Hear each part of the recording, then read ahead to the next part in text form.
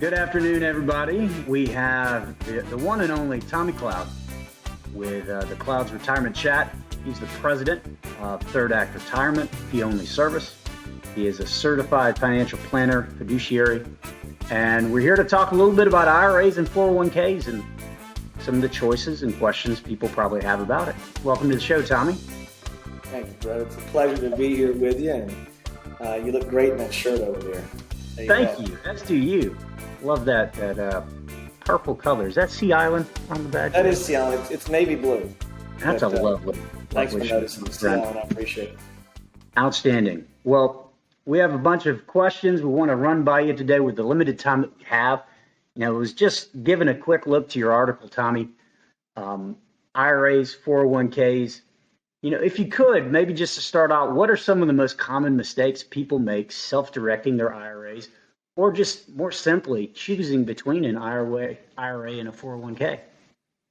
That's a great question. Some of the mistakes I see is they'll go in and they'll set up this 401k, and all they want to do is just cram as much money as they can in their 401k or cram as much money as they can in their IRA. Now, it's better to cram the money in a 401k than put it into a taxable account, right? But you might want to look at a Roth. If you've only got, say, $10,000 or $20,000 that you're going to put in, depending on where you are in your income bracket, maybe you can put money into a Roth, even a Roth 401k. Ask your work if they have an option. When it comes time for you to retire, believe me when I say you'll want as much money as you can have in a Roth IRA. And we don't know the direction the government's going to take with taxes. So one of the things I talk about in this article is being able to balance out your before tax and after tax retirement plan contributions. That's kind of a lot of words there, but basically it's talking about making sure your Roths and your 401ks are kind of balanced out. So when you get into retirement, everything that you're pulling out of your retirement plans is not taxable. That's mistake number one. Mistake number two, setting up 401ks, putting money into the 401ks, and not asking them if they have a self-directed option. So they'll just put money in. You've got 7 choices, and they just go in, they just pick these 7 choices, which may be expensive options, rather than if they called their HR or they called the plan administrator, which could be Vanguard, could be Fidelity, could be Merrill Lynch, could even be Schwab now that's getting into that space, and saying, hey, look, does my company have a self-directed option? If you go into the self-directed option, you have thousands of mutual fund, stock, ETF choices that you can choose from rather than just these pre-selected mutual funds that sometimes are not the best type of mutual funds that you would typically want to find. So those are, Brett, those are probably the 2 biggest mistakes. The third mistake I see, which rarely happens, but it does happen, is making withdrawals before the age of 59 and a half and having to pay that 10% penalty. I see people do that. The other thing that I see, which is actually the fourth one with IRAs and 401ks, is that they will begin to withdraw money from them and not pay attention to where that puts them on the tax bracket. There's a jump right now where you go from 12 to 22%. You go from 24%, I believe, all the way up to maybe 30. So there's 2 big jumps in the tax bracket. And you need to pay attention with how much you're withdrawing, particularly from that 12 to 22 jump when you're retired, so that you don't have to pay as much in taxes, the 10% more that you would pay in taxes, which could be a lot. It could be $10,000 in 1 year because of how big that bracket is, how much income that bracket covers from 12 to 22%. Those are just some of the mistakes I can think about off the top of my head. I'd say a fifth one is having a 401k, quitting their employer, and leaving their 401k money with their employer's plan, which oftentimes has limited choices rather than taking the money, rolling it into an IRA, and having all different types of choices that you can choose from. I'm going to put those as my top 5 common mistakes that I see with IRAs and 401k. That's a good question. Wow, that's complicated. I imagine as you get into the higher income brackets and you become more successful and have higher net worth, the complications and questions that people have, not only for their investment options with IRAs and 401ks, but also with tax consequences, gets just more complicated as well. It really does. You're not watching yourself. The 22% to the 24% jump is not that big of a deal. I don't do a lot of planning around that. I mean, I'd rather see somebody be able to pull the money out and pay off their mortgage. And if they have to withdraw an extra $40,000 and only pay an extra 2% in taxes, to me, that's worth the peace of mind that they would get. But every situation is different. And you want to look at, in that particular situation, you want to look at the 2% increase and say, okay, you know, how big of an impact is that going to have? On $100,000, it's, of course, $2,000. But as you get down to 50, it's only $1,000, that 2%. And so, you know, it's one of those things that we discuss with my clients, and I try to make them aware of that. But yeah, as you get into the higher brackets, and you know, one of my clients worked for a very large, well, I can just say he worked for State Farm, and he has an impressive pension, a 6-figure pension.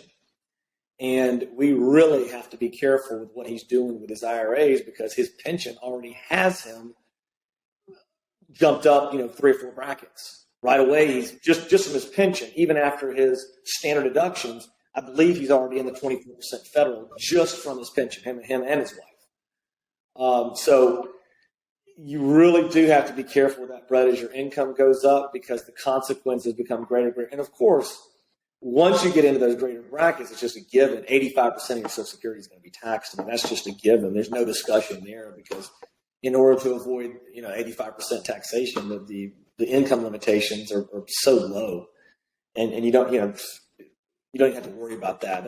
That you're going to have to pay the 85%, not the 85% tax rate, but you're going to have to pay taxes on 85% of the amount of Social Security benefits that you receive in a given year.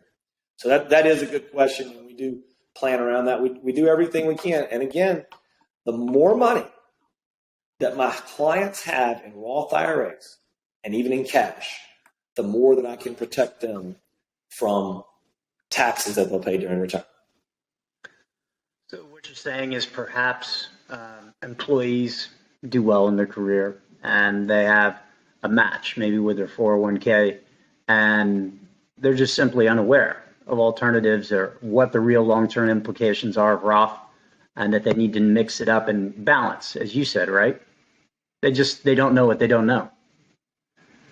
That's exactly it. You see these things over and over again, and here it is, retirement time, and we've literally got, and this is a real example, like $22,000 in a Roth and $800,000 in a 401k that we're rolling over into an IRA, and you're just sitting there going,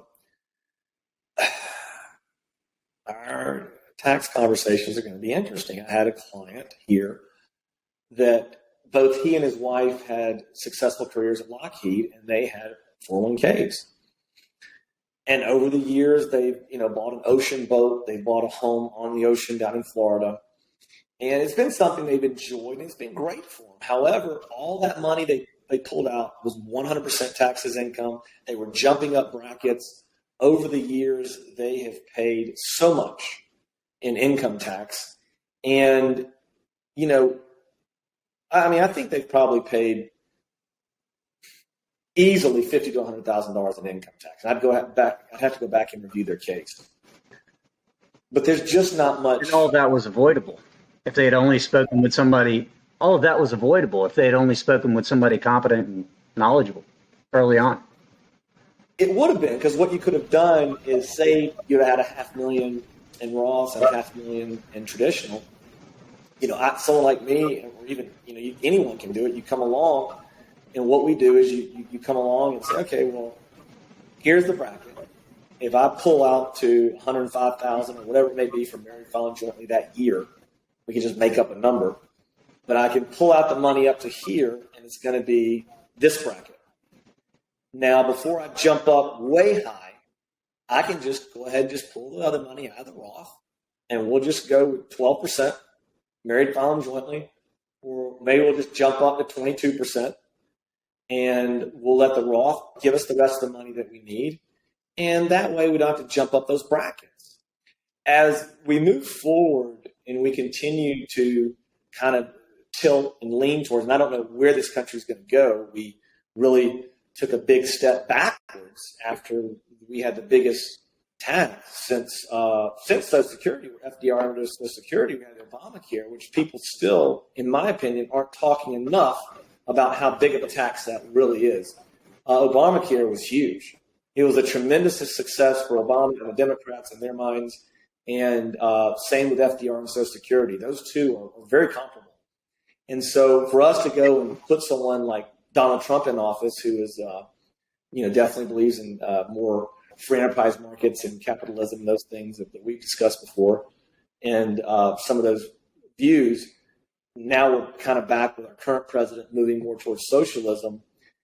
If we continue to go towards socialism, what you'll see happen, Brett, is we'll continue to tilt those upper tax brackets towards the higher income earners in our country. So all of a sudden now it becomes even more important that you don't want to climb up that tax bracket ladder too fast. Right now, maybe they're giving breaks to a certain income level, and as we continue to crawl towards socialism, maybe what was here, let's just hypothetically say it was the top 4%. Say it was the top 4% of earners. Now all of a sudden, they've creeped it down, and it includes the top 6%, or the top 7% of all earners in this country.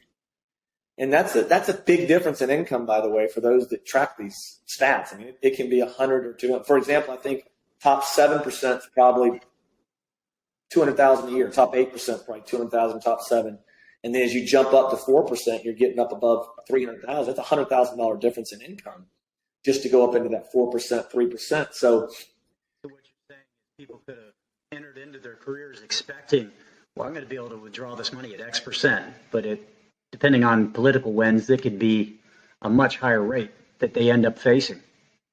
A big headwind. It certainly could. It could be a really big headwind. You're sitting here, and let's say you've built a retirement plan where your living expenses are, $90,000 a year, let's say. And so you're planning on withdrawing, a certain amount from your IRA. You'll get your Social Security. Let's say your Social Security is $40,000. So you're planning on withdrawing $70,000 from your IRA, after tax, to get you to that $90,000 of expenses. And now all of a sudden, it's not the tax rate that you had planned on, because now they're wanting to, people at, this bracket down here, they're wanting to charge you the rates that they were charging people at this bracket up here. And when I say brackets, I'm not talking dollar figures, because I don't want these shows to be, 10 years from now, someone could hear this and say, well, that's nothing. He's talking about $100,000. That's nothing now, because of inflation, money printing trillions of dollars as incomes continue to rise. My point is this: the government looks at top 1%, top 2%, top 3%. They look at how they're going to hammer the different top percentages. So when I'm saying that in retirement, we're going to withdraw that, and they've got the taxes here for the top 25%, when you're doing all your planning, then all of a sudden, our country's taking a direction where we're going more towards, we'll call it socialism, and more towards higher tax brackets. Let's just call it that. And now all of a sudden, the top 25% or top 20% is paying, let's say $70,000 in today's dollars. They're now all of a sudden paying 5% more taxes than they were, 20 years ago or 10 years ago when you started making a plan, depending on how quickly we run towards this. In Israel, the tax rate is 53%. That's a real bracket in Israel. It's a real common bracket in Israel. So I don't think, that's a good thought, Brett. So to mix it up a little bit, self-directed IRAs, some of the more successful and accomplished clients you have, I'm sure, do some more creative and exotic things with self-directed. When you have that designation, self-directed IRA, does that truly mean self-directed into creative and sort of more exotic investments, like, for example, investing in an Airbnb rental or something like that? Are the real estate or commodity plays, that sort of thing? Oh, yeah. I've helped clients do it. I've had clients invest in a business, a retail business, with money outside of their IRA. You can get physical gold inside of an IRA. You don't have to buy the ETF. The ETF, of course, GLD, claims that they have physical gold and they have audits, and I believe they're right. But I'm talking literally physical gold you can order and have it stored somewhere and have that certificate that'll be kept up with inside the IRA. Real estate, a rental home, absolutely. There's all different types of things that you can do. And in my article, I talk about the different self-directed IRA companies. Charles Schwab is not one of them. Edward Jones is probably not one of them. I'm not a rep for them, but I'm assuming they're not. What are Penske, Equity Institutional, Millennium Trust, Kingdom Trust? These are some of the self-directed IRA custodians that let you go in there. So let's say that you want to invest in a Wendy's. You would go create an LLC. The IRA would invest in shares in the LLC or put money into it, the LLC's checking account. The LLC's checking account would go and buy the Wendy's franchise or go and buy whatever it is they want to buy. They want to buy a pressure washing business. It could literally be anything, a jazzercise. I had one client talking about a jazzercise. So yes, Brett, those self-directed options really are flexible. They're amazing. And a lot of people don't know about them. Probably what you said was right. Probably the two most common items that you see in a self-directed IRA would be rental property and precious metals. Interesting. Yeah. So I was going to ask that question next. What are some of the more exciting and promising and highest ROI creative, maybe non-correlating assets you've helped people get into with a self-directed IRA that people should know about? Yeah, I appreciate that. One of the things that I'm doing now with people with bonds being at a 40-year high and with stocks being on such a long tear, 11-year tear, they're so high right now. Bonds are even higher than stocks are. Bonds are in one of the greatest bull markets that this country's seen in 200 years. You know, bonds started going up in 1981. Bonds go up when interest rates go down, but when money markets were paying 18%, CDs were paying 24%. When I entered the industry, money markets were paying 5.5% in 1998, 6%. And now, of course, money markets are paying 0% or close to it. So at one point, Vanguard got negative on their money market rates, just like Japan has been for years. So with all of these things that we have, gold's been going up, so what I've done with clients recently, even this year, was to help them get into rental property and use the growing concept of Airbnb. Hotels barely grew, I believe, at 1%. Airbnb, I believe, grew at 20% or more. And I believe the revenue is now up to $4 billion. They're projecting $5 billion, I believe, this year in 2021. So really being able to take advantage of this kind of new movement, new, if you will, this growing popularity, I should say, past 10, 15 years, is being able to help them, Brett, get into there. And really, it allows them to produce a conservative income. I say conservative because the home's inside of an LLC. The home is insured by a separate company that insures 40 to 50,000 homes across the country just in short-term vacation rentals.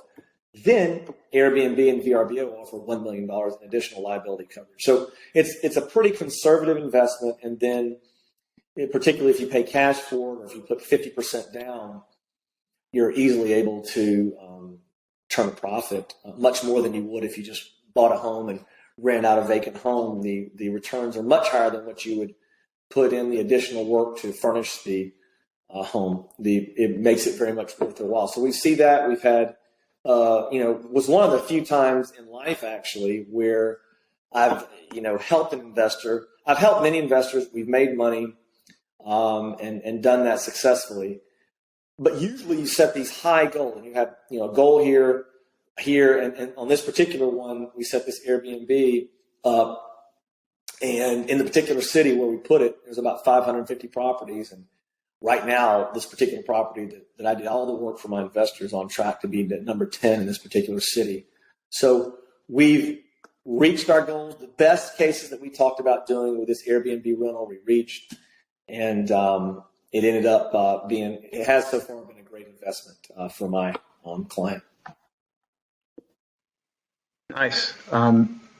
Question for you. So you mentioned something earlier, like one of the other big mistakes people make is that they end up having to withdraw from a 401k Roth and take the penalty.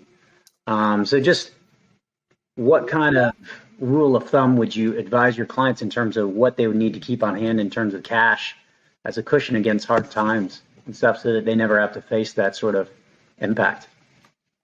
You mean making the withdrawals where it jumps them up into a really high bracket? Right. Well, if they have to withdraw before, I think you said 59, or what was the age? 59. 59 and a half, they need to face a withdrawal. So how much do you usually, what percentage of their, I guess, net worth or income do you recommend people keep in terms of maybe money in an MMA or just in a cash account, checking account? Well, I know you have a lot higher than my recommended amount, Brett, but at least in for emergency cash, and we're about out of time here. But I usually say 3 to 6 months living expenses. The problem is everyone that's a real estate investor knows you want to probably have 1 or 2 years of cash. That's successful real estate investors that have done real well. So the professions are different. If you're an MD, certainly 3 to 6 months is good.